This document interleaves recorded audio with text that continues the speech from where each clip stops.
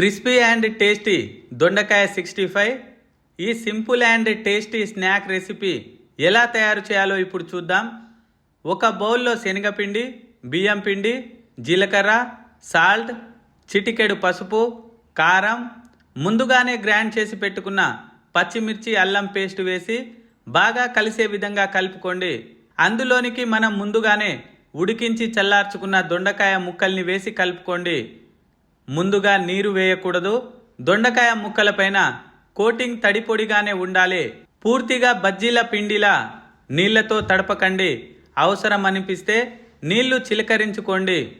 ఇప్పుడు వీటిని బాగా వేడెక్కిన నూనెలో కొద్ది కొద్దిగా వేసి 8 నుంచి 10 నిమిషాల పాటు మీడియం ఫ్లేమ్ మీద వేగనివ్వాలి. అప్పుడే దొండకాయ ముక్కలో నుంచి చెమ్మారి కరకరలాడేటట్టు వేగుతాయి. సుమారుగా 8 నుంచి 10 నిమిషాలకి మీడియం ఫ్లేమ్ మీద వేగిన తర్వాత దొండకాయ ముక్కలోని చెమ్మారిపోతుంది. అప్పుడు హై ఫ్లేమ్ మీద వేపుకుంటే క్రిస్పీగా వేగుతాయి.